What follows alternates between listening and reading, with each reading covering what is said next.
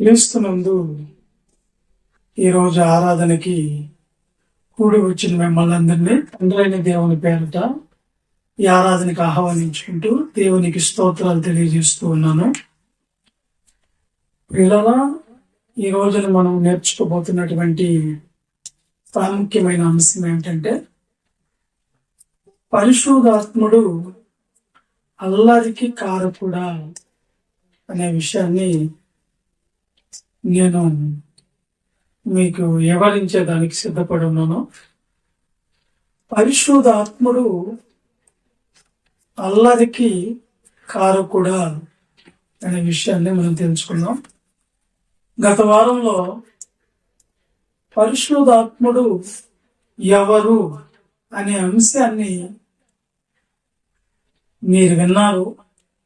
పరిశుద్ధాత్ముడు ఎవరు అనగానే ఆయన అబ్బా తండ్రి అని మొరపెట్టి తన కుమారుని ఆత్మ మనకు అనుగ్రహించిందంటే పరిశుద్ధాత్ముడు తండ్రి అయిన దేవునికి ఏమవుతాడు? కుమారుడు అని మనము పోయిన వారంలో యేసుక్రీస్తుని గురించి కొన్ని విషయాలను మనం తెలుసుకున్నాం. పరిశుద్ధాత్మ గురించి పోయిన వారంలో మనం నేర్చుకున్నాం. ఈ రోజున పరిశుద్ధాత్మను గురించిన అవగాహనలో భాగంగా ఈ రోజున మనం నేర్చుకుంటున్నటువంటి విషయం పరిశుద్ధాత్ముడు అల్లరికి కారకుడా అంటే అల్లరి చేస్తాడా అనేది మనం ఈ రోజున వింటాం. పరిశుద్ధాత్మ అనగానే ఆ పేరులోనే ఆయన గురించి ఏముందంటే పరిశుద్ధమైన ఆత్మ అనేది మనకు తెలుస్తూ ఉంది. మత్తయి సువార్త 12వ అధ్యాయము 31-32 వచనాలు మనం ఒకసారి యేసుక్రీస్తు పరిశుద్ధాత్మను గురించి ఆయన బోధనలో ఈ భాగాన్ని మనం గుర్తిద్దాం. చదవండి. కాబట్టి నేను మీతో చెప్పినది ఏమనగా మనుషులు చేయు ప్రతి పాపమును దోషణయు వారికి క్షమించబడును గాని ఆత్మ విషయమైన దోషణకు పాప క్షమాపణ లేదు. 2 వచనాలు అయిపోయినాయా? మనిషి కుమారునికి విరోధంగా మాట్లాడు వానికి పాప క్షమాపణ కలదు గాని పరిశుద్ధాత్మకు విరోధంగా మాట్లాడే వానికి ఈ యుగమందైనను రాబోవు యుగమందైనను పాప క్షమాపణ లేదు.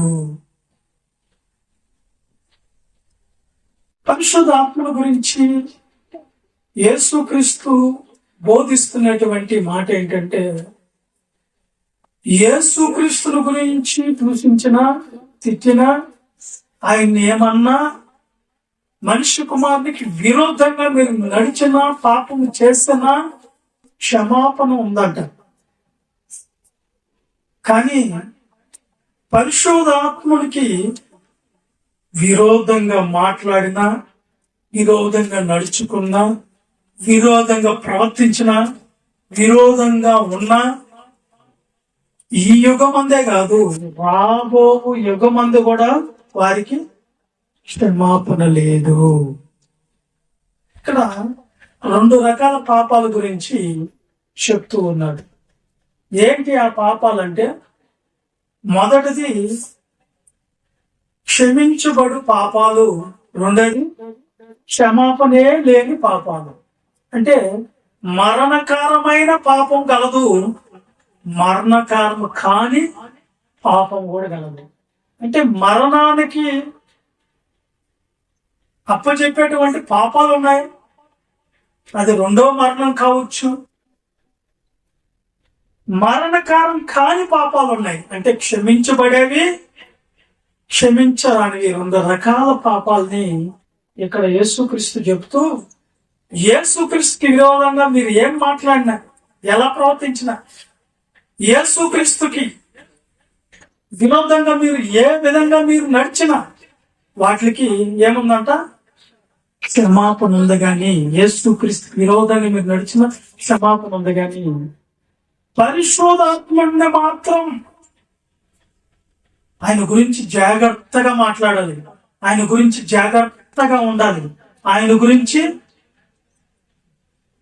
వినయ భయభక్తులు కలిగి మీరు ప్రవర్తించాలి అని యేసుక్రీస్తు ప్రభువుల వారు ఇక్కడ మనకు బోధిస్తున్నారు. అంటే క్షమాపణ కలిగిన పాపాలేవో, క్షమించరాని పాపాలేవో, మరణకారమైన పాపాలేవో, మరణకారం కాని పాపాలేవో ఇక్కడ మనకు ఆయన బోధిస్తూ ఉన్నటువంటి బోధనలో మనకు తెలుస్తూ ఉంది.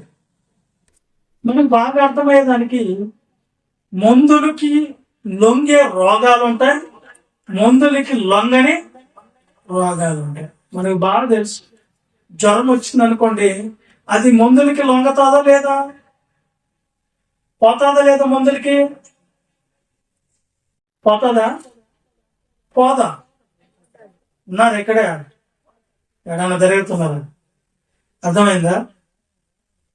రోగాలకి లొంగే, మరి మందులకు లొంగే రోగాలు కొన్ని మనకి తెలుసు. ఏమేంటి అనగా మీరు చెప్పేస్తారు, జ్వరం వస్తే మందులు వేసుకుంటే పోతుంది, కడుపు నొప్పి వస్తే పోతుంది, అంతే కదా మనం చెప్తాం.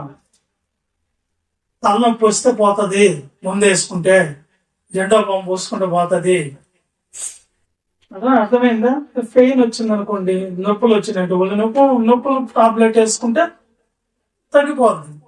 అదే మందునికి లొంగన రోగాలు కూడా కొన్ని ఉన్నాయి. అవి ఏంటయ్యి? హెచ్ఐవి. దానికి పూర్తిగా ముందు అయితే లేదు, నివారణ ఎక్కువ చేయాలి, దానికి పూర్తిగా లేదు. దానికి ఇంకపోతే క్యాన్సర్, దీనికి కూడా పూర్తిగా అనేది తీసుకోరాలైపోయింది. ఇకపోతే మనకు వైరస్ వచ్చింది. వైరస్ కి వాళ్ళు ఇచ్చినటువంటి యాక్షన్ కి ఏమన్నా సంబంధాలు ఉన్నాయంటే పూర్తిగా పోతుందంటే పూర్తిగా అయితే గ్యారెంటీ లేదు అన్నారు. ఏదో ఇచ్చారు, కరోనా ఇంజక్షన్ ఇచ్చారుగా, ఇలాగా వ్యాక్సిన్ వేయలేదు మీకు? నాకు 2. మీకు అందరికి 2. Very good. ఎందుకు అవి వేసుకున్నా కానీ గ్యారెంటీ అనేది చెప్పలేమంటున్నారు. అలాగే ఇక్కడ కూడా ఏమంటున్నారంటే యేసుక్రీస్తు బోధనలో, అయ్యా క్షమించబడే పాపాలు ఉన్నాయి, తర్వాత క్షమించరానివి కూడా ఉన్నాయి. మనం ఏం అనుకుంటున్నామంటే క్షమించరాని పాపాల్లోనికి మనం వెళ్ళకూడదు. అంటే ఏంటయ్యా క్షమించరాని పాపం అంటే? పరిశుద్ధాత్మకి విరోధంగా మాట్లాడిన, పరిశుద్ధాత్మకి విరోధంగా నడిచిన, పరిశుద్ధాత్మకి మీరు విరోధంగా ఉన్న మీ పాపము ఏమవుతుందంటే క్షమించరానిదిగా మారిపోతుంది. అందుకని పరిశుద్ధాత్మ గురించి కేర్ఫుల్ గా ఉండాలి. కేర్ఫుల్ గా అంటే చాలా జాగ్రత్తగా ఆయన గురించి మనము ఆలోచన చేసి నడుచుకోవాలి అనేది మనం ఇక్కడ గమనించవలసినటువంటి విషయం. యోహాను సువార్త మొదటి పత్రిక, యోహాను మొదటి పత్రిక 5వ అధ్యాయం 16-17 వచనాల్లో ఇక్కడ ఒక మాటను మనం చూద్దాం. చూడండి, మొదటి పత్రిక యోహాను 5. ఇంకెవరు చదవటం లేదు, అమ్మాయి ఒక్కటే చదవట్లేదు. ప్రతిరోజు ఒక్కోరు చదవండి, చెప్తానే ఉండాలా? చదవండి, ఒక్కోరు చదవండి. మధ్యలో అమ్మాయి కూడా చదవకుంటుంది. యోహాను పత్రిక మొదటి పత్రిక 16-17 వచ్చింది. తన సహోదరుడు మరణకరము కాని పాపము చేయగా ఎవడైనను చూచిన ఎడల అతడు వేడుకొనును. అతను బట్టి దేవుడు మరణకరము కాని పాపం చేసిన వారికి జీవము దయచేయును. నిత్య జీవం ఇస్తాడు. ఎందుకంటే యేసుక్రీస్తు రక్తము అతన్ని కడగతాది. ఎందుకు యేసుక్రీస్తు రక్తం అంటే, యేసుక్రీస్తు ఎందుకు చనిపోయాడు? ఎవరి కొరకు చనిపోయారు? సర్వ మానవుల పాపాల నిమిత్తము ఆయన కల్వరి శిలువలో చివరి బొట్టు వరకు ఆయన రక్తాన్ని పాపుల కొరకు సిందించారు. కానీ యేసు రక్తం అన్ని పాపాలు కడగతాదయ్యా అంటే అన్ని పాపాలకు వర్తించదు. మరణకారం కాని పాపాలు చేసిన వారికి మాత్రమే వర్తిస్తుంది. మరణకారమయ్యే పాపాలు చేసేవా, యేసు రక్తం కూడా దానికి చెల్లదు. అది గుర్తుపెట్టుకోండి. యేసు రక్తం కూడా చెల్లదు. దేనికి అంటే పరిశుద్ధాత్మనికి విరోధంగా మీరు మాట్లాడారు, విరోధంగా మీరు నడిచి, విరోధంగా పరిశుద్ధాత్ముడు ఈయన అని మీకు చెప్తే క్షమాపణే లేదు. అందుకని ఆయన గురించి మనకాడ పూర్తి ఇన్ఫర్మేషన్ ఉండాలి, జాగ్రత్తగా ఉండేదానికి. ఆయన ఎవరు అసలు అనేది మీరు తెలుసుకున్నారు. ఈ రోజున ఆయన అల్లరికి కారకుడు అంటే ఏంటి? అల్లరి అంటే దేని కొరకు అల్లరి అనేది మనం ఇప్పుడు చెప్పుకుంటా పోతాం. ఇక్కడ మరణకరం కాని పాపము చెయ్యగా దానికి క్షమాపణ ఉంది. తర్వాత కింద 17 వచ్చింది, మరణకరమైన పాపం కలదు అట్టిని గూర్చి వేడుకొన మరణకరమైన పాపము కలదు అట్టి వాటిల గురించి వేడుకొనవలనని ప్రార్థన కూడా మీరు చేసిన వ్యర్థము. పరిశుద్ధాత్మకి విరోధంగా మనం ఉంటే, పరిశుద్ధాత్మకి విరోధంగా మాట్లాడితే, నువ్వు ప్రార్థన చేసి దేవుడిని బతిమలాడినా దానికి క్షమాపణ లేదో. నీకు అర్థమైందా? అర్థమైంది అనుకుంటా బాగా. పరిశుద్ధాత్మ గురించి చాలా మందికి అవగాహన లేక వాళ్ళ సంఘాలలో కానివ్వండి, వాళ్ళ యొక్క పద్ధతులు కానివ్వండి, మనుషులు కల్పించిన పద్ధతుల్ని దైవోపదేశాలుగా వాళ్ళు పాటిస్తూ, మా సేవకుడు ఇది నేర్పించాడు అన్నయ్య మా సంఘానికి, కాబట్టి మేము అది దాన్ని ఫాలో చేస్తున్నాం. వాక్యం ఏం చెప్తుందా, వాక్యము ఏం బోధిస్తుందా అది ఆలోచించడం లేదు. దాని గురించి చదివేది లేదు, దాని గురించి పరిశ్రమ చేసేది లేదు, దాని గురించి తెలుసుకునేదాని కూడా లేదు. గుడ్డెత్తి చేలో పడినట్టు కళ్ళలేని కబోదుల్లాగా ఏది చెప్తే అది చేయటమే. బైబిల్ ఏం చెప్తుందని చదివేదిలే, బైబిల్లో ఏముందని చూసేదిలే. అందుకే మీరు పై పేదాలతో నన్ను గణపరుస్తున్నారు కానీ మీ హృదయం దూరంగా ఉందని నేను అని దేవుడు ఎందుకు అంటున్నాడు అంటే, ఇలాంటి వాళ్ళ గురించే. వాళ్ళు మనుషుల్ని ఎక్కువ మాట్లాడతారు కానీ బైబిల్లో ఉన్న నా మాటలు ఏంటరా? నేనేం చెప్పాను దాని గురించి ఆలోచించరా? నేను ఎలా ఉండమన్నాను, ఏ విధంగా మారమన్నాను, ఏ విధంగా నా కోసం జీవించమన్నాను, అది ఏంట్రా? వాళ్ళ మనసుని ఏది కలిగితే అదే వాళ్ళకి దేవుడా? నాకంటూ ఒక మనసు ఉంది, దేవుడిని అంటూ ఒక ఆయన ఉన్నాడు. ఆయన మన కొరకు ఏదో రాయించి మన కోసం పంపించాడు ఈ భూమి మీద. అదేందో మనం గమనిద్దామని తెలుసుకొని నేర్చుకునే వాళ్ళు ఎవరన్నా ఉన్నారంటే నేర్చుకునే దానికి కూడా నిరాకరిస్తున్నారండి ఈ రోజున. హేళన చేస్తున్నారు, పరిశుద్ధాత్మని హేళన చేస్తున్నారు. వీళ్ళు చేసే పనులకి ఎక్కడి నుంచి ఎక్కడి దాకంటే ఇంట్లో ఉన్న టీవీల దగ్గర నుంచి గ్రామంలో పెడుతున్న మీటింగ్స్ వరకు ఒకటే హేళన, అల్లరి. తిరణాలు ఎట్లాగైతే తిరణాలకు పోయిన వాళ్ళు దేవుణ్ణి అక్కడ పెట్టి వాళ్ళు వేసి ఎలాగైతే తాగటం, తందనాలు ఆడటం, ఎక్కడి నుంచో సెలబ్రిటీలు తీసుకొని వచ్చి డ్యాన్స్ వేయటం, రికార్డ్ డ్యాన్స్లు వేయటం, హేళన చేయటం. దేవుడు అనే వ్యక్తి ఒక ఆయన మధ్యలో ఉంటే ఆయన ముందు మనము ఎలాగ ప్రవర్తించాలి, ఏ విధంగా మనం భయభక్తులు కలిగి ఉండాలి, ఏ విధంగా ఆయన్ని ముందు పెట్టుకొని ఇలా రికార్డ్ డ్యాన్స్ వేస్తారు, ఆయన్ని ముందు పెట్టుకొని కేకలు వేస్తారు, అల్లరి చేస్తారు, అల్లరితో కూడిన ఆట పాటలు డాన్స్లు వేస్తారు. డబ్బల మీద ఉన్న పాటలు పెట్టుకొని దేవుణ్ణి ముందు పెట్టుకొని ఎగర్తారు. ఏమన్నా ఆ విధంగా అల్లర్లు పుట్టిస్తూ హేళన చేయొచ్చు. అర్థమైందా? దేవాలయాల దగ్గర నుంచి గ్రౌండ్ లో జరిగే సభల వరకు మన క్రిస్టియన్లో కూడా హంగామని తీసుకొని వచ్చేస్తారు. అంతే. స్టేజీల మీద నువ్వు పెద్ద పెద్ద పిల్లలతో డాన్స్ నేర్పిస్తుంటే పరిశుద్ధాత్ముడు సంతోషపడుతున్నాడా? మ్యూజిక్లు పెట్టి డ్రమ్ములు కొట్టి హంగామా చేస్తే ప్రజలకు నచ్చుతాదని, దేవుడికి నచ్చుతాదని కాదు, ప్రజలకు నచ్చుతాదని. మనుషులలో ఘనంగా పెంచబడింది దేవుని దృష్టికి ఎలాంటిదంట? అసహ్యము.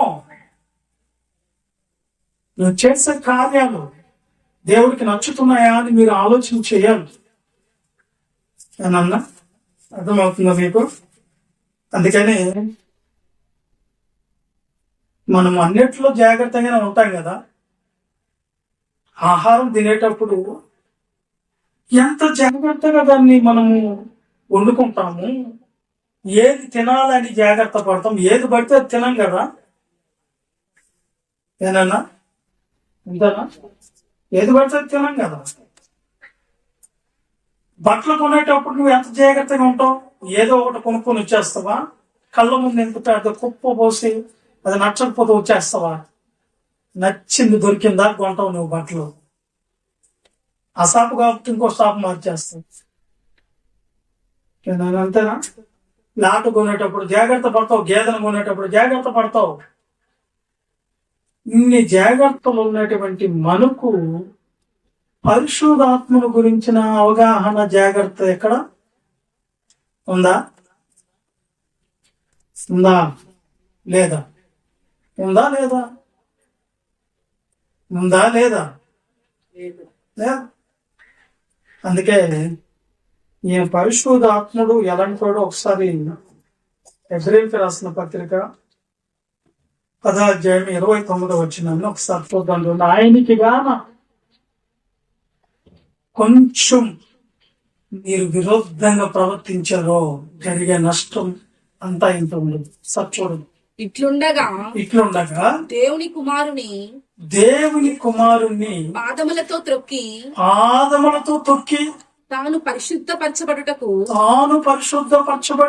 సాధనమైన నిబంధన రక్తమును అపవిత్రమైన దానిగా యేసు రక్తాన్ని అపవిత్రమైన దానిగా ఎంచి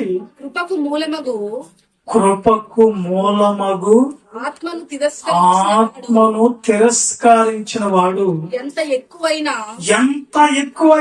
దండనకు శిక్షకు పాత్రుడుగా ఎంచబడును. పరిశుద్ధాత్మను నువ్వు హేళనగా, పరిశుద్ధాత్మను నువ్వు అల్లరితో కూడిన ఆటపాటల్లాగా, పరిశుద్ధాత్మను నువ్వు ఎగతాళిగా తమాసాలు చేసావా? కృపకు ఆధారమైన ఆత్మకు నీకు విరోధంగా ప్రవర్తిస్తే నీకు ఎంత భయంకరమైన శిక్ష ఉందో దేవుని దగ్గర అని ఆ వాక్యం చెప్తుంది. దాని గురించి అవగాహన లేకుండా మీరు ఏది కూడా చేయకూడదు. బైబిల్లో తెలుసుకొని చేయండి. ఏం చేయాలో అది చేయండి. పరిశుద్ధాత్మకు విరోధంగా భయంకరమైన శిక్ష అంటున్నాడు. భయంకరమైన శిక్ష పొందిన వాళ్ళు ఎవరు? పరిశుద్ధాత్మ ద్వారా. మీకు తెలుసా? అననీయ, సప్పీరా. అపోస్తల కార్యాలు 5వ అధ్యాయం 1 నుంచి చదవండి. వాళ్ళు ఎంత భయంకరమైన శిక్ష కలిపారు. అననీయ అను ఒక మనుషుడు తన భార్య సఫీరాతో ఏకమై పొలమమ్మెను. భార్య ఎరుకనే వాడు దాని వెలలో కొంత దాచుకొని అపోస్తలుల పాదముల యొద్ద పెట్టును. అప్పుడు పేతురు, అననీయ ఈ భూమి వెలలో కొంత దాచుకొని పరిశుద్ధాత్మ మోసపుచ్చుటకు సాతాను ఎందుకు నీ హృదయంలో ప్రేరేపించును? అది యుద్ధనున్నప్పుడు పరిశుద్ధాత్మను మోసం చేసావో అది అక్కడ ఉంది. అపవాది కూడా చోటు తీసుకుంది. పరిశుద్ధాత్మను మోసం చేసేటట్లు చేసింది. అది నీ యొద్ద ఉన్నప్పుడు నీదే కదా. నీదే కదా. అమ్మిన పిమ్మట అది నీ వశమై అది నువ్వు ఎందుకు అబద్ధాలు చెప్పేది మాకు? ఎందుకు ఈ సంగతి నీ ఇప్పుడు హృదయంలో ఉద్దేశం? వాళ్ళు ఏమన్నారు, అపోస్తలుల పాదాల దగ్గర అందరూ అమ్ముకొని వచ్చి స్థిరాస్తులు తీసుకొని వచ్చి వాళ్ళ పాదాల దగ్గర పెడుతున్నారు. పెట్టేటప్పుడు ఇదిగో నాకు తీయాలనిపిస్తుంది అంతేనా అనుకోవచ్చు కదా. నువ్వు అబద్ధాలు ఎందుకు చెప్పేది? ఇందుకే అన్నాను అన్నప్పుడు ఆ మాట తప్పండి, అబద్ధమే కదా. పరిశుద్ధాత్మను ఒప్పుకోలేదంట అక్కడ. నీవు మనుషులతో కాదు, నువ్వు మనుషులతో కాదు, దేవుడితో దేవునితోనే నువ్వు వారితో చెప్పాను అబద్ధమాడితివి. అబద్ధాలు చెప్పడం కూడా బాప్తిసం పొంది పరిశుద్ధాత్మను మనం వరంగా పొందిన తర్వాత సాధ్యమైనంత వరకు అబద్ధాలు కూడా మనం ఏం చేయకూడదు, చెప్పకూడదు. చెప్పేవో ఒక ఆవిడ ఏం చేసిందంటే, పుడుపర్తి గ్రామంలో, ఏమ్మా నువ్వు ప్రార్థనకు రాలేదు, సహవాసానికి రాలేదేమి, మందిరానికి రాలేదు అని అడిగా. ఏంటి నాకేం చెప్పాలి అర్థం కాక, అంటే ఆమె తెచ్చుకుని వండుకొని తినేదని టైం అయిపోయింది. అది చెప్పేస్తే సరిపోయింది. ఒకవేళ చెప్పాలని కూడా రూల్ లేదు. కానీ ఏం చెప్పిందో తెలుసా, మా భయంకరమైన కడుపు నొప్పి వచ్చింది, తగ్గినట్టు అనిపిస్తే అట్లా వచ్చాను. ఆ మాట అబద్ధం చెప్పాలి కానీ మరి అంత అతికినట్టు అనిపించలేదని చెప్పి నేను సరే సేవకుడికి అబద్ధం చెప్పామని చెప్పి నేను మౌనంగా వచ్చేసా. దేని పాస్టర్ మొహాన్ అడగతాడు ఏదైనా అంటా పోయింది. సరే కొంచెంసేపటికి నేను ఇంటికి వచ్చేసిన తర్వాత ఫోన్ చేసి, అన్నా ఆమెను హాస్పిటల్కి ఎత్తుకోపోయారన్నా, ప్రార్థన చేయన్నా. ఏమంటే కడుపు నొప్పి విపరీతం అయిపోయింది అన్న. అంటే ఉదయాన్నే ఉండింది కదా కడుపు నొప్పి, అంటే ఉదయం లేదు ఆమెకి. ఎప్పుడు వచ్చింది? ఈమె ఎప్పుడైతే సేవకంతో అబద్ధం చెప్పిందో క్షణములు అది స్టార్ట్ అయింది. అందుకని అబద్ధము దేవుడు ఆమె అన్నాడంటే మీకేది జాగ్రత్తగా ఉండాలి, నడిపింపుకి లోబడి జాగ్రత్తగా ఉండాలి. అర్థమైందా? ఒక ఆమె అయితే అక్క దేవుని సేవకి కొంచెం సహకరించక్క, ఇక్కడ డబ్బులు ఉన్నాయి కదా నేను మళ్ళా ఇస్తాను నీకని చెప్పాడు. అసలు ఎక్కడ రూపాయి రాత్రి జ్వరం టాబ్లెట్ కూడా తెచ్చుకోలేదు అన్నయ్య అన్నది. ఏమైంది తెలుసా, ఆమె దగ్గర 5 లక్షలు వచ్చింది. అక్క అంటే మళ్ళీ ఇస్తా అక్క, నాకు కొంచెం ఇబ్బంది అయిపోయింది, అవమానాలు అయిపోతాయి, దేవుని పని పెట్టుకున్నా అంటే రూపాయి కూడా టాబ్లెట్ కూడా తెచ్చుకోలేడు. అబద్ధం కదండి. సరే అని చెప్పి నేను వచ్చేసాను. ఏం జరిగింది తెలుసా, వాళ్ళ పిల్లవాడికి బాగా వచ్చింది, హాస్పిటల్కి తీసుకుపోతే ఇమ్మీడియట్లీ ఆపరేషన్ చేయకపోతుంది, కుమారుడు బతకడు, లోపల లివర్ ప్రాబ్లం అయిపోయింది, డాక్టర్ చనిపోతుంది. 5 లక్షలు కాక ఇంకొక 5 లక్షలు అప్పు తెచ్చుకున్నారు. అప్పుడు నేను ప్రార్థన చేసి దానికి పోతే నా ఒక అబద్ధం చెప్పాను, నీతో నాకు నిజంగా జరిగింది, ఏంటి అక్క బాధపడబాకక్క, ఏదో ఒకటి లేకపోని అక్క అంటున్నా. నేను లేదన్నా నీకు చెప్పుకున్నదాకా నా మనసు ఆగటం లేదన్నా అని చెప్పింది. నువ్వు వచ్చినప్పుడు 5 లక్షలు నా బీరువా లాకర్లో ఉన్నాయన్నా, కానీ నువ్వు వచ్చినప్పుడు నేను ఏం చేయలేకపోయినా, బయటికి తీస్తే అందరు అడగతారని చెప్పలేకపోయింది. బయటకు వస్తే ఒకరికి సహకరించలేని నువ్వేం తీసుకోవాల్సి చెప్తున్నా. మళ్ళీ నేను ఎన్నోసార్లు సహకరించుంటాను. మొత్తం బాగా అన్నా చెప్పిన అబద్ధానికి 200 నాకు అప్పులు తెచ్చిపెట్టాను అన్నాను. ఇలాంటివి చాలా ఉన్నాయి. సత్యవాక్యమైన అనుభవం, జ్ఞానం కలిగి నేను నడుచుకునేటప్పుడు ఇలాంటివి ఎదురవుతూ ఉంటాయి మా జీవితంలో. అంటే ఈ 2 దాన్ని మీకు అర్థమయ్యేదానికి చెప్తాను. నేను వచ్చి మిమ్మల్ని అడగతాను, మీరేదో అబద్ధం చెప్తారని కాదు, జరిగిన విషయాలు మీ కాడ పెడుతున్నాను. పద్దెదండన ఎంత భయంకరమైన పద్దెదండన పొందాడు అననీయ. చదివే దాన్ని పూర్తిగా మాటలు వినుచునే పడి ప్రాణమిగుడుగా వినిన వారికి అందరికి మిగులు భయం కలుగును. అప్పుడు పడుచు వారు లేచి వారిని బట్టతో చుట్టి మోసుకొని కొంచెం పాతి పెట్టిరి. ఇంచుమించు 3 గంటల సేపటికి వారి భార్య జరిగినది ఎరుగక లోపలికి వచ్చును. అప్పుడు పేతురు, మీరు ఆ భూమిని ఇంతకే అమ్మితిరా, నాతో చెప్పుమని ఆమెను అడిగాను. అందుకు ఆమె అవును ఇంతకే అని చెప్పును. అందుకు పేతురు, ప్రభు యొక్క ఆత్మను శోధించుటకు మీరెందుకు ఏకీభవించితిరి? ఇదిగో నీ పెనిమిట్టిని పాతి పెట్టిన వారి పాదములు వాకిటనే ఉన్నవి, వారు నిన్ను మోసుకుని పోదురని ఆమెతో చెప్పాను. దేవునికి చూడండి, ఎంత భయంకరమైన ప్రతిదండన పరిశుద్ధాత్మ గురించి అవగాహన లేకపోతే. ఈ రోజున పరిశుద్ధాత్ముడు అల్లరికి కారకుడా అంటే ఏంటి, ఆ కారణం ఏంటి అనేది మనము ఆలోచిస్తున్నాము, గమనిస్తున్నాం. ఇకపోతే వీళ్ళందరూ ఎందుకు పరిశుద్ధాత్మకు విరోధంగా నడుచుకుంటున్నారంటే, వీళ్ళు తలిపిది లేక. ఏమి లేకంటే ఏం లేదు, తలిపిదంటే ట్రైనింగ్ లేదు. ఏమ్మా, ట్రైనింగ్ లేకుండా ఒక వ్యక్తి డాక్టర్ అవుతారా? ట్రైనింగ్ లేకుండా ఒక వ్యక్తి టీచర్ అవుతారా? కనీసం టైలర్ గా మారాలన్నా కానీ ఏం తీసుకోవాలి? ట్రైనింగ్ ఖచ్చితంగా ఉండాల్సిందే. నేను డిగ్రీ చేసేసాను, ఎంబీబీఎస్ చదివేశాను, నేను డాక్టర్ వెళ్ళిపోతానంటే, లేదు స్వామి, నువ్వు ముందు ట్రైనింగ్ సెక్షన్ లో ఉండు. నేను బిఈడి చేసేసానంటే నేను టీచర్ వెళ్ళిపోయి చెప్పేస్తానంటే, లేదు గవర్నమెంట్ ట్రైనింగ్ పెడుతుంది, ఆ ట్రైనింగ్ లో నువ్వు పాల్గొనాలి. ఏనా అర్థమైంది మీకు? ట్రైనింగ్ ఎవరు చేయకుండా అంటే వీళ్ళు ఎలా ఉన్నారంటే, తెల్లబాట్లు వేసుకొని బ్యాగ్ తగిలేసుకొని నేరుగా వచ్చేయటమే, ప్రార్థన చేయటమే అన్నట్టుగా ఉన్నారని చాలా మాటలు వినుంటారు మీరు. ట్రైనింగ్ లేకుండా ఏంటి నువ్వు వచ్చావంటే, రాత్రి దేవుడు నన్ను పొమ్మన్నాడు. ఎక్కడికి పొమ్మన్నాడు? బైక్ తోలాలన్నా కానీ ముందేం కావాలా? నేర్చుకునేది ఉండదా? ఏదైనా సరే మనం పుట్టింది మొదలుకొని చనిపోయేంత వరకు నేర్చుకునేది చాలా ఉంటది. అర్థమైంది నాన్న?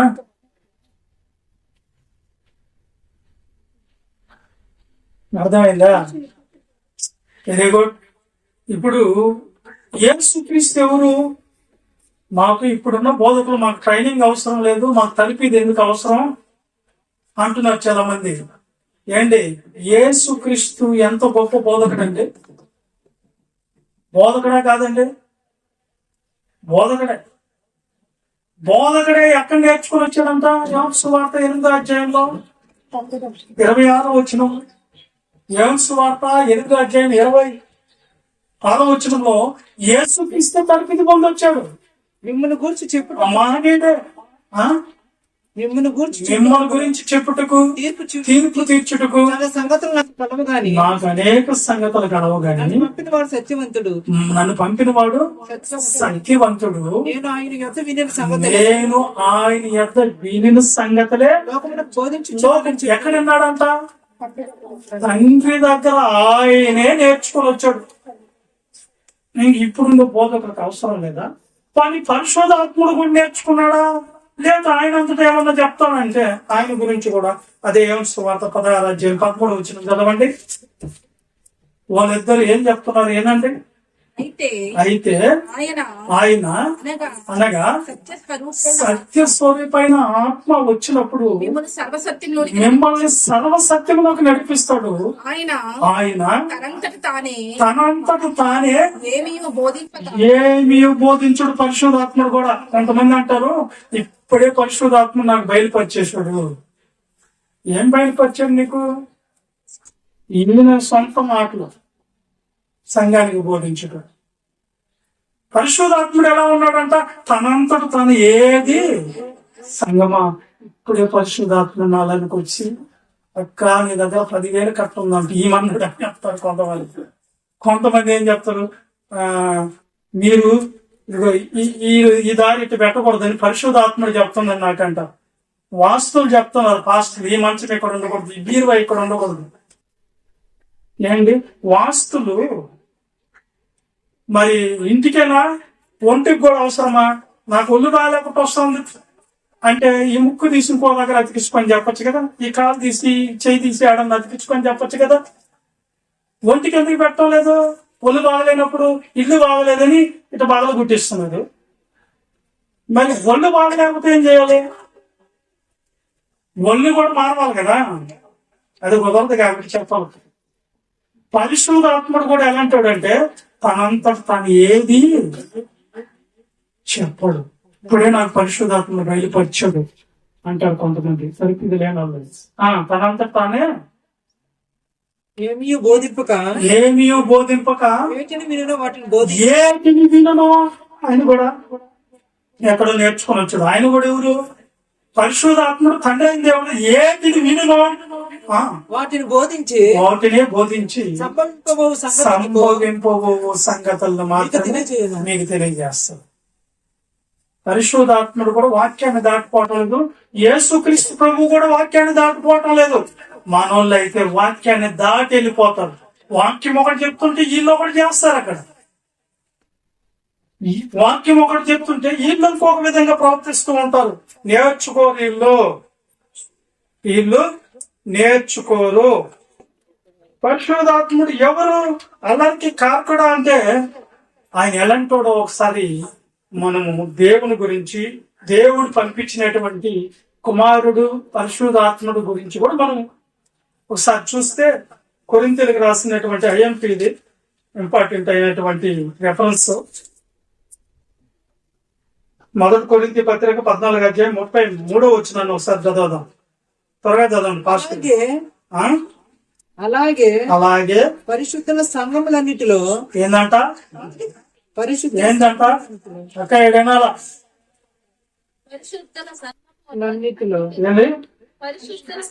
పరిశుద్ధుల సంఘములన్నిటిలో అంటే ఒక సంఘంలో కాదు, అన్ని సంఘాలలో దేవుడు సమాధానానికే కర్త గాని అల్లరికి కర్త కాదు అన్నాడు దేవుడు. ఏమన్నా ఇప్పుడు చెప్పండి. పరిశుద్ధ సంఘాలన్నింటిలో, అన్ని సంఘాల్లో దేవుడు ఎలాంటోడంట? సమాధానానికే కర్త గాని అల్లరి చేసేదానికి ఆయన కర్త కాదు. దానికి ఏదో వాడున్నారు కర్త. దేవుడు సమాధానంగా, ఆయన డీసెంట్ గా ఉంటాడు, డిసిప్లిన్ గా ఉండాలంటాడు, పద్ధతిగా ఉండాలంటాడు, నెమ్మదిగా చేయాలంటాడు. దేవుని దగ్గర అందరూ సైలెంట్ గా నిదానంగా ఏమేం చేయాలో అంతవరకే చేసుకుని పోవాలి. ఆయన మన యథాలం ఉంటే.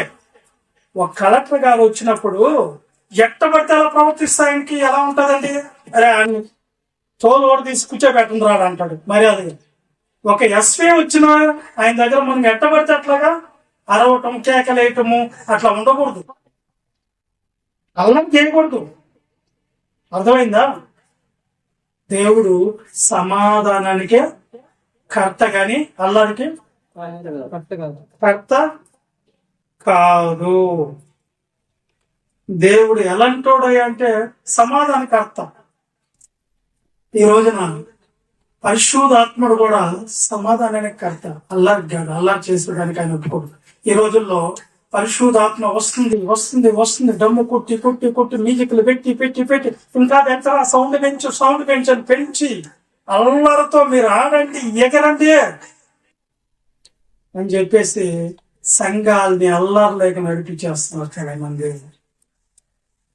ఇప్పుడు గందరగోళం చేసేసి వాళ్ళకి తెలియాలంటే దేవుని గురించి తెలియజేయకుండా గందరగోళం స్థితిలో సంఘాలను నడిపిస్తూ ఉన్నారు. ఈ పిచ్చి జనాలు కూడా ఎలా ఉన్నంటే ఇదే కరెక్ట్, ఇదే అనుకుంటా ఈ గుడ్డోళ్ళందరూ యుగ సంబంధమైన దేవత చేతులు గుడ్డోళ్ళు అయిపోయి మనోనేత్రాలతో వాక్యాన్ని చూసుకోకుండా ఇలా నడుస్తున్నారు. ఏమన్నా వాక్యం ఏం చెప్తుందో అదే కదా మనం చూడాలి. వాక్యం ఏం చెప్తుంది? దేవుడు అల్లరికి కర్త కాదు, సమాధానానికి కర్త. అన్న ఉద్యోగంలో పాట పాడదంటే పాట పాడి కనపరచు, పర్లేదు, పాట పాడి కనపరచు. చప్పట్లు కొట్టకూడదా? చప్పట్లు కొట్టు. వాయిద్యం వాయించుకోకూడదా? ఏమన్నా మ్యూజిక్ పెట్టుకోకూడదంటే ఎంతవరకు లిమిటెడ్ దేవుడి దగ్గర ఎంతవరకు ఆనందంగా ఉండాలో అంతవరకే. దాన్ని అతిక్రమించిపోతున్నాయి ఈ రోజున సంఘాలు. ఒక సంఘానికి దైవజనులతో కూడా నేను వెళ్ళా. ఆయన చెప్పిన మాట అది, ఆయన చెప్పిన మాట. మరి వెళ్ళినప్పుడు అక్కడ వాక్యం ఇచ్చేదానికి కొంచెం టైం పడుతుందండి, మీరు అట్లా కూర్చోండి అని చెప్పి కూర్చోబెట్టి కూర్చోదాం. ఈయన సంఘాన్ని లేపి ప్రార్థనలో ఉండండి అంటున్నాడు. ప్రార్థనలో ఉండండి సంఘమా, వాక్యం నిమిత్తం మీ హృదయాన్ని శుభ్రం చేసుకోండి అని చెప్తూ ఉన్నాడు. అందరు లేచి నిలబడి ఉన్నారు. ఓకే, దేవుని స్తుతిస్తున్నారా? స్తుతించు, స్తోత్రాలు చెప్పు. ఎవరు వద్దమ్మా స్తోత్రాలు, ఆయన స్తోత్రాలుడు, పూజారుడు చెప్పు. స్తుతుల మధ్యలో నివసించే దేవుడు ఓకే కాదమ్మా. కానీ చెప్తూ చెప్తూ చెప్తూ చెప్తూ ఆయన చెప్తూ ఉండి ఈయన అంటుంటాడు అన్నమాట. ఈయన అంటుండేది కాకుండా ఈయన్ని చూసి సంఘం అంతా ఎలా అంటుందా, ఇలా అంటుండేది. ఏమరా ఈ సంఘం అంతా ఎట్లా అంటున్నారు, మేము ఇలాగే నిలబడినాం. ఏందన్నా అలా అంటున్నారు? ఏమో సార్, మా సారు ఇట్లా అంటుంటాడా, మేము కూడా ఇలా అంటుంటాడు. మధ్యలో ఇట్లా అంటుంటాడు అన్నమాట. ఇంతబ్బా ఏం అర్థం కాల నాకు. అయిపోయిన తర్వాత, ప్రార్థన అయిపోయిన తర్వాత ఫస్ట్ నేను నిలదీద్దాం అనుకుని, అన్నా మీరు ఏందన్నా ఇట్లా అంటుంటారు, సంఘస్థులు కూడా ఎలా అయిపోయింటే ఇలా అంటున్నారు. వాళ్ళని అడిగితే ఏంటంటే ఏమో సార్ మా సార్ అంటున్నారు, మేము కూడా అంటున్నారు వాళ్ళు. ఏంటి ఇది కారణం అని అడిగితే ఆయన ఏం చెప్పాడంటే, అన్న నేను సేవకు రాకముందు ఆర్టీసీలో కండక్టర్ని. కండక్టర్కి ఎప్పుడు ఏమి ఇస్తారు, డబ్బులు వేసుకునే దానికి. అదే ఆయన ఆర్టీసీ బస్సులో కండక్టర్ గా ఉన్నట్టు ఆయనకి ఏంటంటే బ్యాగ్ ఎగరేసుకున్నట్టు అటు అలవాటు అయిపోయింది. వీళ్ళు పిచ్చి మొహాలు ఏం చేశారంటే, హాస్టేట్ చేసేటప్పుడు మేము కూడా అదేదో ఆత్మ వస్తుంది అనుకోని వాళ్ళు కూడా ఇట్లా అంటున్నారంట. అట్లంటే ఆత్మ వచ్చినట్టు తప్పు కదండి. ఆత్మ వస్తాం అంటే ఏంది, వస్తే ఎలా ఉంటారో ఆలోచిస్తా మీరు గమనించిన. అందుకని దేవుడు అన్నాడు, పరిశుద్ధ సంఘాలన్నింటిలో దేవుడి సమాధానానికి కర్త గాని అల్లరికి కర్త కాడు. ప్రార్థన చేసేటప్పుడు ఆయన ఏం చెప్పాడు తెలుసా? ఒకసారి మరి కొరింథీయులకు రాసినటువంటి ఒకసారి చూడండి, 14వ అధ్యాయం, అదే 14వ అధ్యాయం 15 వచ్చిన చదువుదాం త్వరగా. కాబట్టి ఆత్మతో ప్రార్థన చేతును. ఎలా చేస్తారంటే ప్రార్థన చేసేటప్పుడు ఆత్మతో ప్రార్థన చేస్తాము, మనసుతోను ప్రార్థన చేస్తాము, మనసుతోను ప్రార్థన చేస్తాం. ఎలా చేయాలి ప్రార్థన? ఎలా చేయాలా?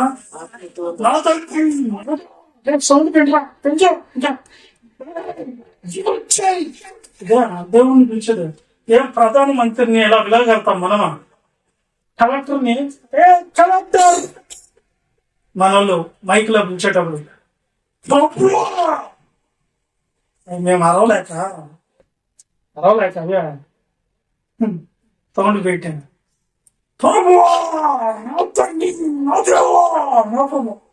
అట్లా పిలుస్తారు దేవుడిని. ఎవరైనా గౌరవం లేకుండా గౌరవం లేకుంటే ఎలా పిలుస్తామా? కలెక్టర్ని ఎలా పిలుస్తాము?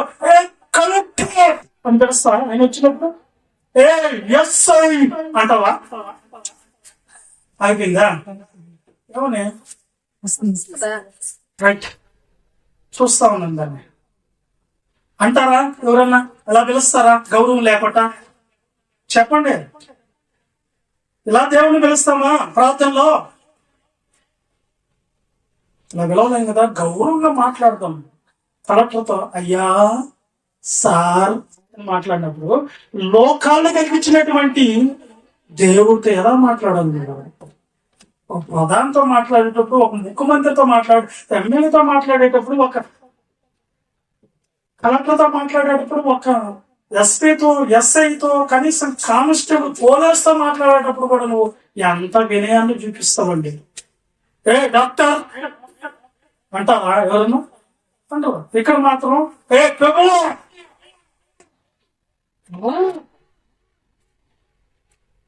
గెలుస్తాడు. ఏమన్నా అంత ఏలనా దేవుడు అంటే? ఇంత ఏలనా, అంత ఎగతాలా? అందుకని కొంతమంది ఈ రచ్చ పెడతారనే, అయ్యా మీరు బాడీకి అడిగారు కదా, టూలెట్ పెట్టాం మా ఇంట్లో బాడీకి ఇస్తామని, మీరు క్రిస్టియనా, హిందువా, ముస్లిమా అని అడుగుతున్నావు. నేను క్రిస్టియన్ అని అనుకో, అయ్యా దయచేసి మీకు మాత్రం మీరేం బాబు, ఎందుకంటే మీరు ప్రార్థన పెట్టి ఏం చేస్తారు, గోల చేస్తారు, మీరు రచ్చ చేస్తారు. పక్కన వాళ్ళందరూ మమ్మల్ని అడుగుతారు, దయచేసి బాడీకి అయితే క్రిస్టియన్కి ఇవ్వము. ప్రార్థన మందిరాలకు పోయి జరుగుతుంటే మా ఇళ్ళ పక్క మా ఊర్లో రావద్దు, మీరు ప్రార్థన మందిరాలు మేము ఇవ్వము. ఏదైనా ప్రార్థన చేసుకుంటే ఇంట్లో చేసుకుంటారండి, మైకులు పెట్టి గోల చేస్తే వాళ్ళు ఒప్పుకుంటారా? అందుకని ఇవ్వటం లేదు. అందుకని భయపడి తెచ్చిపోతున్నారు. క్రైస్తవులకి అద్దెకి ఇవ్వాలి ఇల్లు అన్నా కానీ ఇవ్వడం లేదు. క్రైస్తవులు మన గ్రామంలో ఉన్నారా బాబు అంటే భయం వేస్తే వాళ్ళకి మాట్లాడుతున్నారు. చూడండి ప్రసంగి గ్రంథంలో ఏమంటాడు, ఎలా ఉండాలంటాడు చూడండి. పరిశుద్ధ ఆలయంలో మీరు 5వ అధ్యాయం, ప్రసంగి గ్రంథం 5వ అధ్యాయం 2వ వచనం.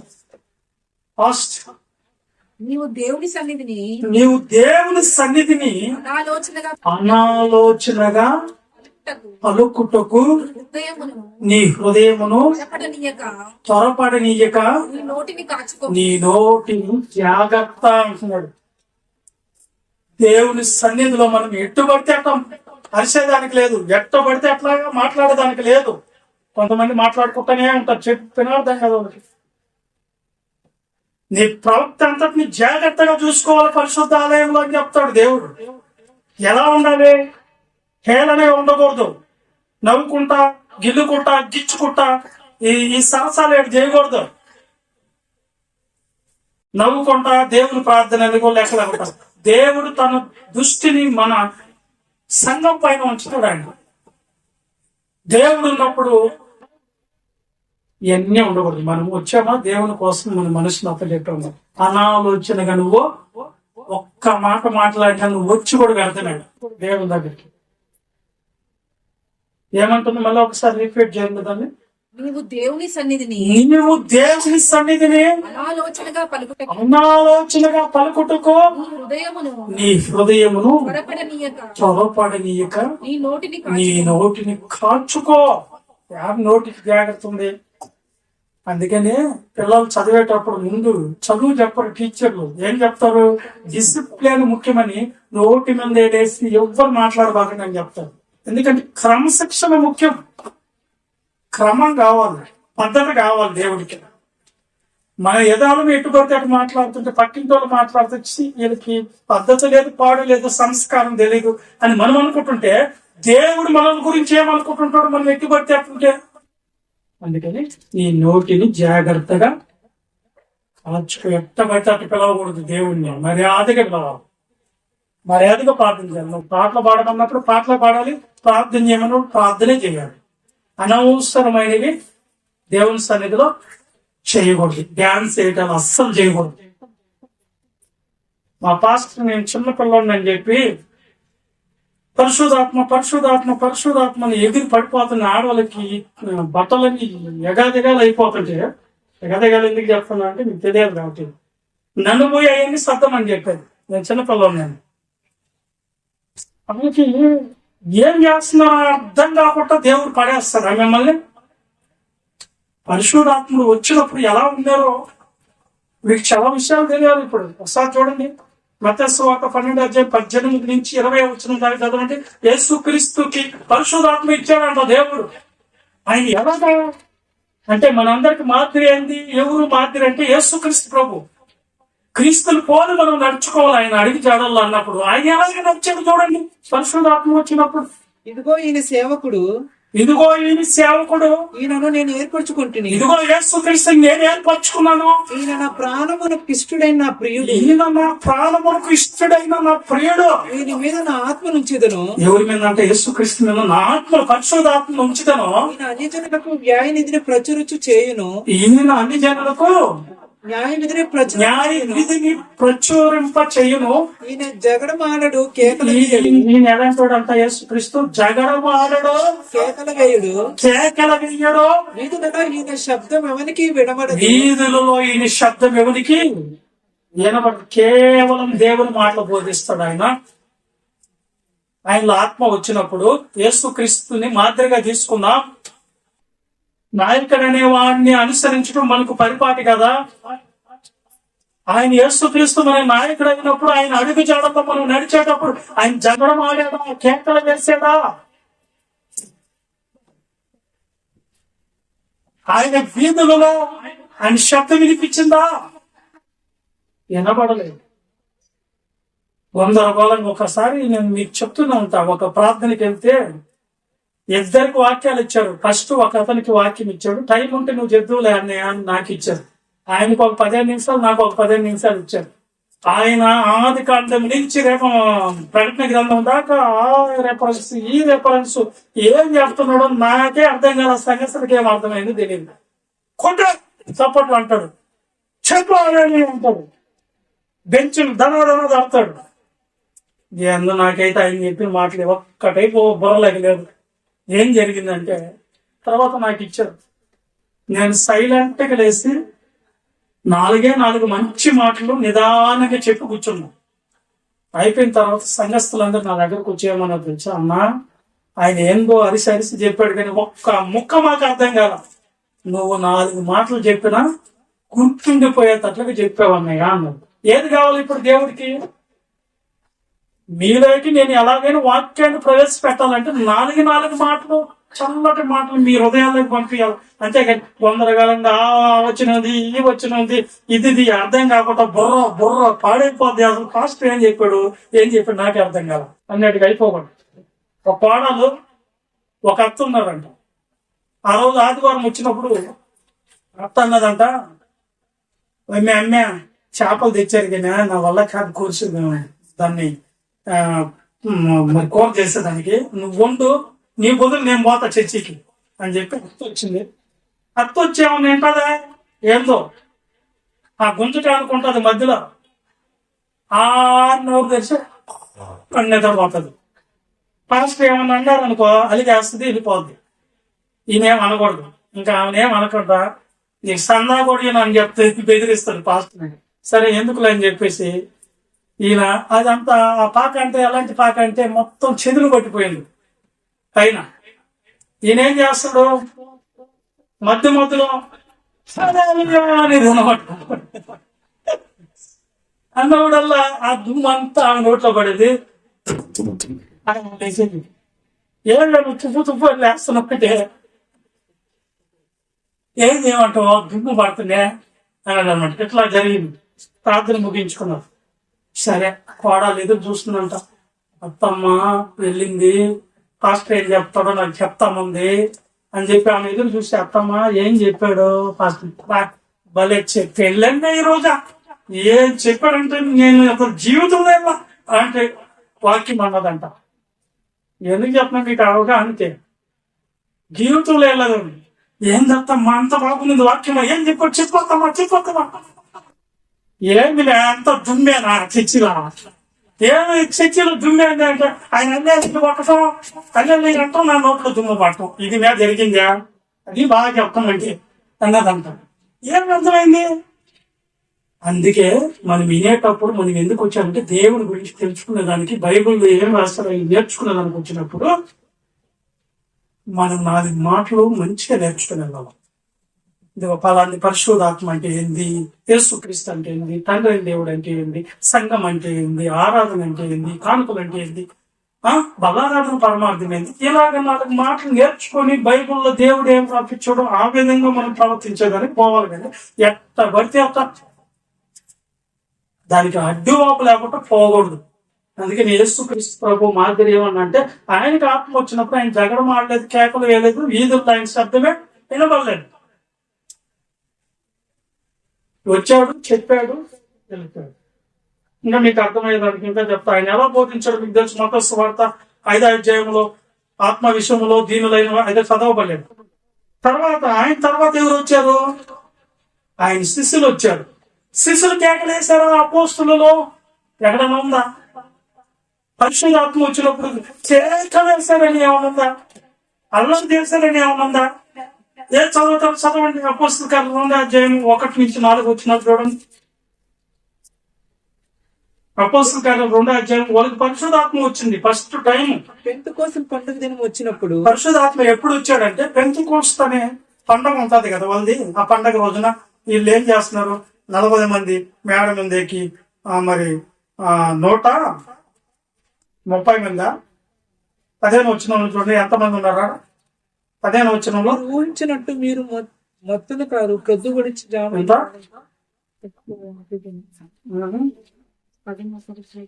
ఏందమ్మా? 120 మంది ఉన్నారంట. 120 మంది ఉన్నారంట దాంట్లో. చదువమ్మా. అప్పుడు వేగంగా వీచు బలమైన గాలి వంటి ఒక ధ్వని ఆకాశం నుండి అకస్మాత్తుగా వారు కూర్చున్న ఇల్లంతా నిండును. మరియు అగ్ని జ్వాలల వంటి నాలుకలు విభాగింపబడినట్టుగా వారికి కనబడి, అగ్ని జ్వాలలు కదా అలా కనిపించిందంట. వారిలో ఒక్కొక్కరి మీద వాళ్ళగా అందరూ పరిశుద్ధాత్మతో నిండిన వారై వారికి వాక్శక్తి వారికి వాక్శక్తి అనుగ్రహించబడదు. అన్ని భాషలు మాట్లాడసాగిన అలా చేశారా? అన్ని భాషలు మాట్లాడితే అన్ని భాషలు అంటే ఏంటి అనుకుంటున్నారు? మళ్ళా దాని గురించి ఒక సబ్జెక్ట్ చెప్పాలి మీకు. అన్ని భాషలు అంటే అక్కడ ఎవరైతే కింద చదువుకుంటా పోతే మీకు అర్థమైపోద్ది. అక్కడ ఏ భాషలో అక్కడ ఉన్నారో ఆ భాషల్లో ఆయన వాక్యం చెప్పారంట పరిశుద్ధాత్మ వచ్చినప్పుడు. ఈ రోజు అలా చేయమని చెప్పండి, నాకు పరిశుద్ధాత్మ వచ్చింది, ఇంగ్లీష్ లో మాట్లాడేస్తానని చెప్పండి, హిందీలో మాట్లాడేది. ఎక్కడ పోతే ఆ జనుల మధ్యలో అలాంటి భాష వచ్చేసింది వాళ్ళకి.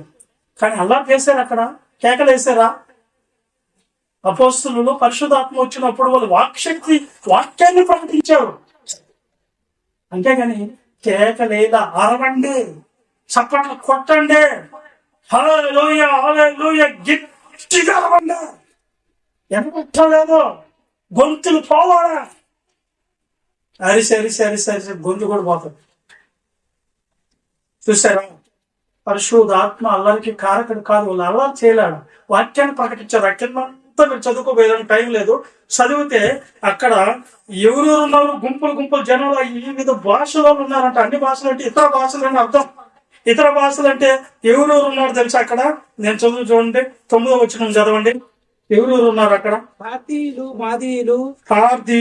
మాదీయులు, ఎలామీయులు, మెసొపొతేమీయులు, యూదయ, కప్పదోకియా, పొంతు ఆసియా, పంపూలియా, ఐగుప్తు దేశములందరూ వారు కురేనే దగ్గర లిబియా ప్రాంతంలో ఎందుకు కాపురం ఉన్నవారు, రోమా నుండి పరమాసులకు వచ్చిన వారు, యూదులు, మత ప్రవిష్టులు, కేత్రీయులు, అరబీయులు మొదలైన మనమందరమును వీరు మన భాషలో దేవుని గొప్ప కార్యములు వివరించుట వినుచున్నామని చెప్పుకున్నారంట. అంటే వాళ్ళు అన్ని భాషలు అంటే ప్రపంచ కాదు, ఏం మాట్లాడారా? వాళ్ళు భాషల్లో వాక్యం చెప్పారంట. ఎందుకు ఎలా వచ్చిన మన భాష అనుకునేటట్లుగా ఉండాలి. అది అన్ని భాషలు అంటే ఇతర భాషలని అర్థం. వాళ్ళు ఏ భాషలో అక్కడ ఉన్నారో వాళ్ళ భాషల్లో వాక్యం చెప్పారు. పరిశుద్ధాత్మ వస్తే అంతేనా? అన్ని భాషలు ఉండేది. మరి దేవదూతల భాషలు అని మళ్ళా చెప్తారు, ఇట కూడా చెప్తారు. ఇది చూపించిన కానీ దేవదూతల భాషలు అనే దానికి ఇంకోసారి చెప్తాను, టైం లేదు, దానికి చాలా టైం అవుతుంది. కాబట్టి వాళ్ళు పరిశుద్ధాత్మ వచ్చినప్పుడు వాళ్ళు ఇతర భాషల్లోకి వెళ్ళి వాక్యాన్ని ప్రకటించారు. కానీ కేవలం అల్లారు చేశారా? ఎందుకు అల్లారు చేపిస్తున్నారు దేవుణ్ణి మీరు? అందుకే పరిశుద్ధాత్మ ఎవరో శిష్యులు కూడా చేయాల, యేసుక్రీస్తు కూడా చేయాల. యేసుక్రీస్తు పరిశుద్ధాత్మ వచ్చినప్పుడు ఆయన ఎలా ఉన్నారు చూడండి. మార్క్స్ వార్త 1:10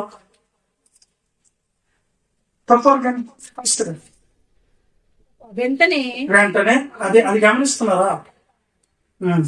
ఆయన నీళ్ళలో నుండి ఒడ్డునకు వచ్చుచుండగా ఎవరు? యేసుక్రీస్తు. ఆకాశం చీల్చబడి పరిశుద్ధాత్మ పావురం వలె, అంటే పావురాన్ని పెట్టేస్తున్నారు. మళ్ళీ పావురం వలె అంటే పోల్చాడు, అంతే, పావురం కాదు. దిగి వచ్చుట చూచెను. మరియు ఈయన నా ప్రియ కుమారుడు, ఈయన యందు నేను ఆనందించుచున్నానని ఒక స్వరం ఆకాశం నుంచి వచ్చింది. అంటే ఈ పరిశుద్ధాత్మ ఆయన మీదకి వచ్చినప్పుడు యేసుక్రీస్తు కేకలు పెట్టాడా? పెట్టాడా? పెట్టలేదు. యేసుక్రీస్తు నడవడికలో ఆయన పోలి మనం నడుచుకున్నప్పుడు మనం ఎలా ఉండాలి?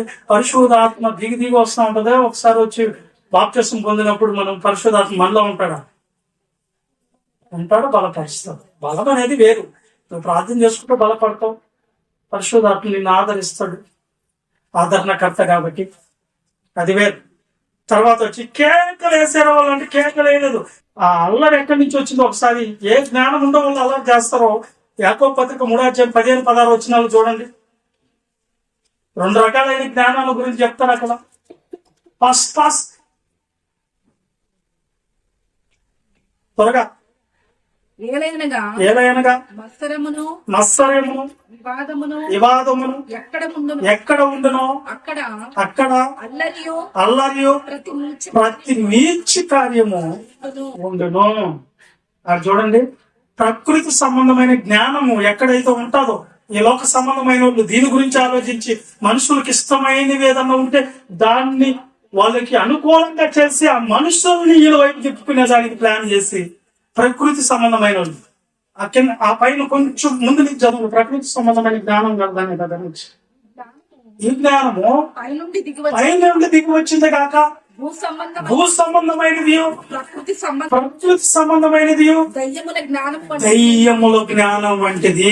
దెయ్యాల జ్ఞానం అది అల్లరి చేసేది. ఏలైనగా మత్సర్యమును వివాదమును ఎక్కడ ఉండను అక్కడ ప్రతి అల్లరి ప్రతి నీచి కార్యం జరుగుతుంది. అల్లరి అల్లరి అల్లరి అల్లరి అల్లరి. ప్రకృతి సంబంధమైన దెయ్యాల జ్ఞానం ఉండే వాళ్ళకి, మనుషులకి ఇష్టమైన ఆరాధనలో నడిపించటం, దేవుడు బాధపడుతున్నాడని కూడా వాళ్ళు ఆలోచించుకుంటా పోవటం. ఇది వెరీ గుడ్. ఇకపోతే ఆ ప్రకృతి సంబంధమైన జ్ఞానం, భూ సంబంధమైన జ్ఞానం, దెయ్యాల వంటి జ్ఞానం కలిగిన వాళ్ళ దగ్గర అల్లరి ఉంటుంది. పైనుండి వచ్చి జ్ఞానం ఎలా ఉంటది? అయితే పైనుండి వచ్చి జ్ఞానం అంటే వాక్యము మొట్టమొదట పవిత్రతను చూపిస్తుంది, తర్వాత సమాధానాన్ని ఇస్తుంది, మృదువైనది, సులభంగా లోబడేది. ఇది దేవుడి జ్ఞానం. దెయ్యాల జ్ఞానము దేవుని, దెయ్యాల జ్ఞానం ఉండే దగ్గర, దెయ్యాల జ్ఞానం అంటే ఎంత, ఇప్పుడు దేవుడు ఎంత టాలెంట్ తో మనకి చెప్పిస్తాడు అంతకంటే టాలెంట్ తో ఉపయోగిస్తుంది అపవాది. ఎందుకంటే ఎలాగైనా మాటలతో మాయ చేయాల, మాయ మాటలు చెప్పేవాళ్ళు కావాలి ఈ రోజున మనుషులకి. ఉన్నది ఉన్నట్టు చెప్పేవాళ్ళు వద్దు, మాయ మాటలు చెప్పేసి మాటలు మార్చేసి వాళ్ళకి చెప్పండి అని ఆ రూట్ లో వారికే అపవాది తీసుకుని వస్తుంది. దానికి కూడా తెలివి ఉంది, తెలివి తక్కువదేం కాదు అపవాది. సొంత మాటలు చెప్పిస్తుంది. ఈ దేవుని మాటల కంటే కూడా ఆ మాటలు బల ఉన్నట్టు అనిపిస్తుంది మనకు, మనుషుల మాటలు. అందుకని ఎవరు ఏది చెప్పినా వాక్యం ఆధారం లేకుండా మనము దాన్ని తీసుకోకూడదు. నువ్వు ఏదైనా చెప్పావు ఏదైనా అన్నప్పుడు అది వాక్యం చూపెట్టి నాకు అనాలి. అది ఇప్పుడు దెయ్యాల జ్ఞానం ఆ విధంగా ఉంటది. ఈ దెయ్యాల జ్ఞానం ఎక్కడి నుంచి వచ్చింది? దెయ్యం అంటే పరలోకం నుంచి పడ్డది. మీకు తెలుసు కదా, దేవదూతగా ఉంటే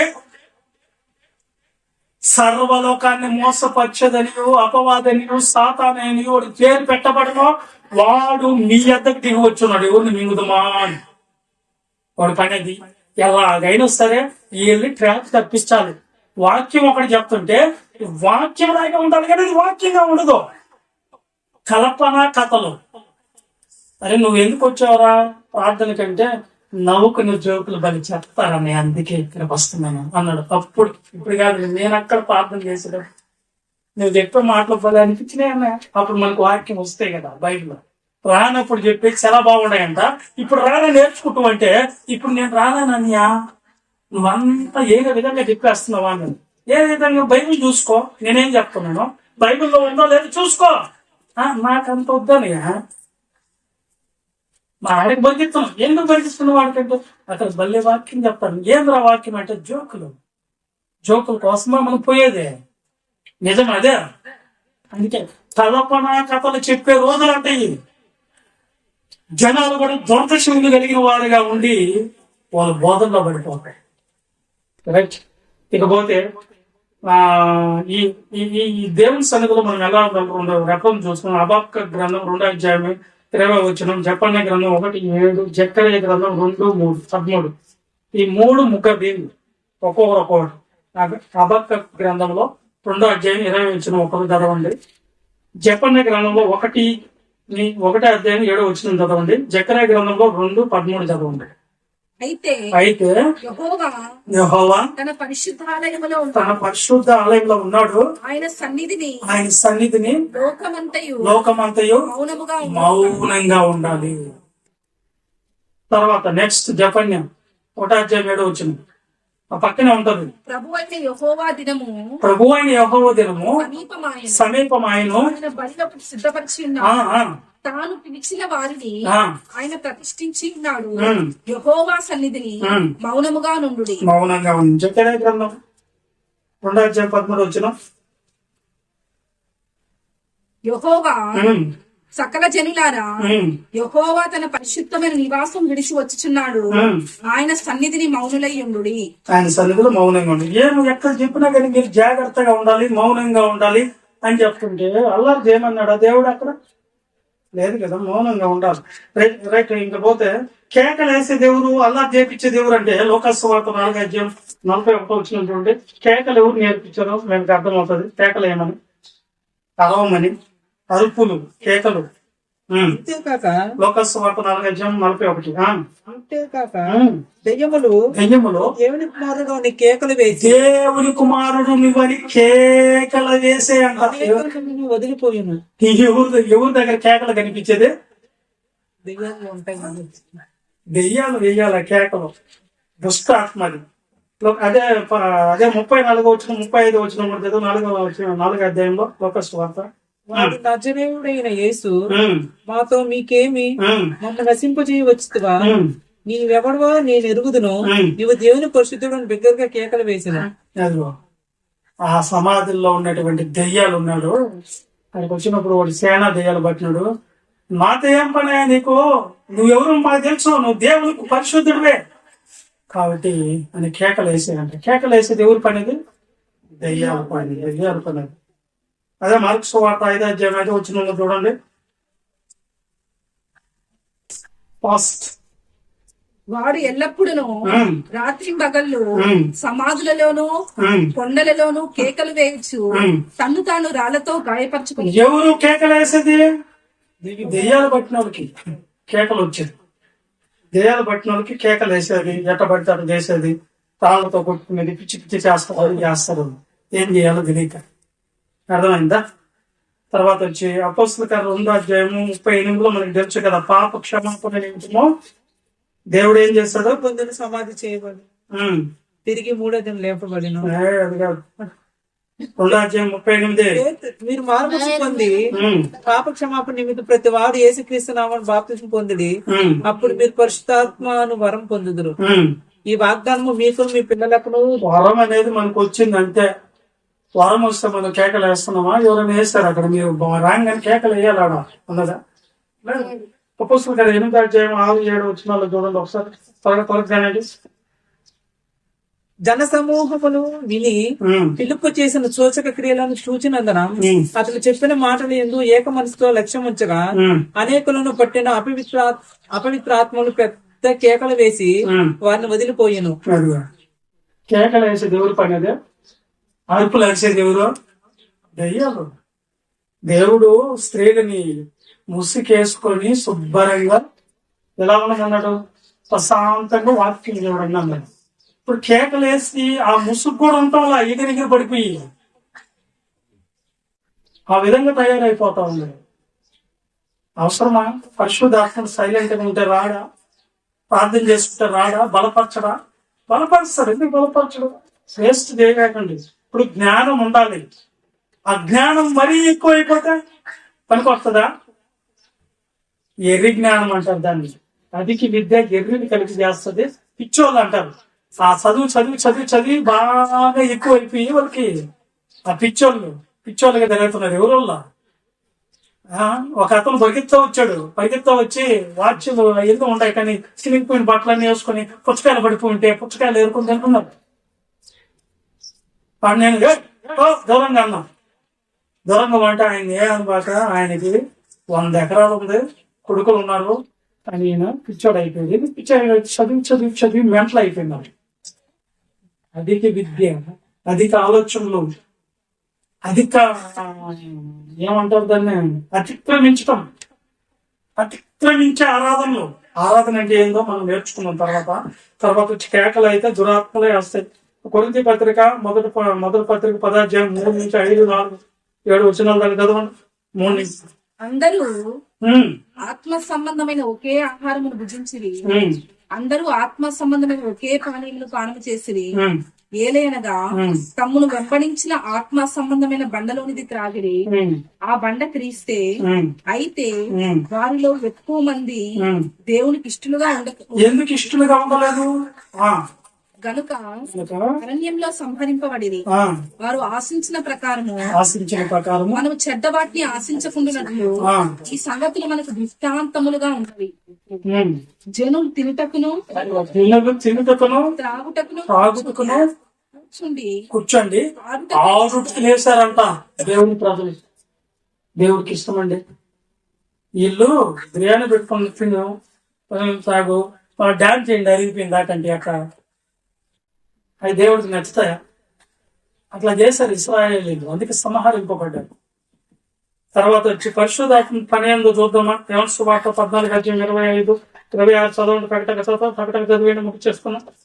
14:25-26 వచ్చినాడు. నేను మీ యొద్ద ఉండగానే ఈ మాటలు మీతో చెప్పి తిని ఆదరణకర్త అనగా తండ్రి నా నామమున పంపబో పరిశుద్ధాత్మ సమస్తమును మీకు బోధించి నేను మీకు చెప్పిన సంగతులన్నిటిని మీకు జ్ఞాపకము చేయును. శాంతి మీకు అనుగ్రహించి వెలుచున్నాను, నా శాంతిని మీకు అనుగ్రహించుచున్నాను. తర్వాత 16:13 వచనం సంపూర్ణతలోనికి మనం నడిపించుటకు అయితే ఆయన సత్య స్వరూపైన ఆత్మ వచ్చినప్పుడు సత్యంలోనికి అంటే సంపూర్ణతలోనికి నడిపిస్తాడు తప్ప కేకలు లేక అరుపులు లేక కాదు. తర్వాత వచ్చి రోమపత్రిక 8:26 వచనం 8:26 అటువలే ఆత్మయు మన బలహీనతను చూచి సహాయము చేయుచున్నాడు. ఏలయనగా మనం యుక్తముగా ఎలా ప్రార్థన చేయాలో తెలీదు.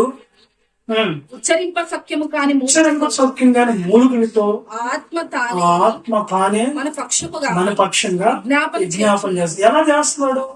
ప్రార్థన చేసేటప్పుడు కూడా ఈ జ్ఞాపన ఎంత పద్ధతిగా జరిగిస్తున్నాడు. పరిశుద్ధాత్ముడు ఆర్భాటం చేస్తున్నాడా, బలాలు చేస్తున్నాడా? చెట్టు లేదు, మూలుగులతో ఆయన ఉచ్చరింప చొప్పున మూలుగులతో తన మన పక్షంగా. తర్వాత వచ్చి సువార్త ఉన్నాడు ఇప్పుడు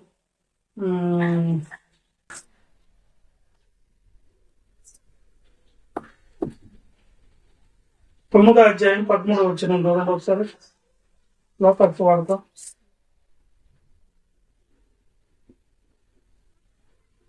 ఆయన మీరే వారికి భోజనం పెట్టుడని వారితో చెప్పగా ప్రసంగి చూడమ్మా. సామెతలు 9:13 చదివి రాకండి, అది చదివండి. సామెతలు 9:13 చదవండి. పాస్ అయిపోయింది, ముగించుకోవాలి. అనురాది బొబ్బలు పెట్టినది. బొబ్బలు అంటే అరుపులు. అది కాముకురాలు, దానికేమీ తెలియలేదు. అది అంటే బుద్ధిహీనత ఉండే వాళ్ళకి అరుపులు పెడతారంట. బుద్ధిహీనత ఉండే వాళ్ళు బొబ్బలు పెడుతుందంటే అరుపులు, కేకలు అని అర్థం. బుద్ధిహీనత ఉండేవాళ్ళు, జ్ఞానం కలిగిన వాళ్ళు ఎంతవరకు మితమో అంతవరకే దేవుని పరిశుద్ధాత్మ ప్రార్థన చేసుకున్నా, పరిశుద్ధాత్మ మనం బలపడ్డామా పోయామా అన్నట్టుగా ఉంటుంది. కానీ బొబ్బర్లు అరుపులు ఎందుకో వేస్తగా చేసేది దేవుడు మెచ్చుతున్నాడు అని కాదు. ప్రసంగ గ్రంథం 9:17 ముగింపు.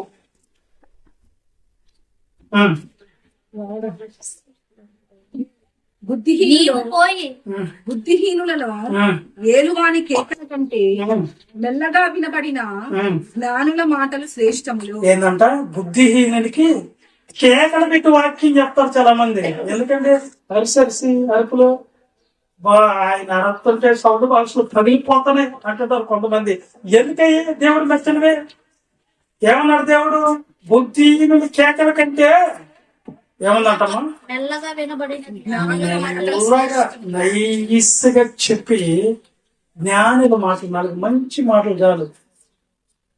100 గోళంగా చేసే వాళ్ళ దగ్గర కంటే కూడా సైలెంట్ గా జ్ఞానులు అలాగా. తర్వాత అన్ని కూడా మనకి నిత్య జీవాన్ని ఇవ్వాలంటే యోహాను సువార్త 5:39 వచ్చిన చదువుకొని ముగించేస్తుంది. ఓకేనా? త్వరగా మా టైం అయిపోయిందా? మేలు చేసిన వారు లేఖనముల యందు లేఖనముల యందు నిత్య జీవము కలదని నీకు నిత్య జీవం కలదని తలంచుచు వాటిని పరిశోధించుచున్నాను. వాక్యాన్ని పరిశోధించండి. ఇది పరిశుద్ధాత్మల పని. అర్థమైందా? వాక్యానుసారమైన జీవితంలోకి రండి.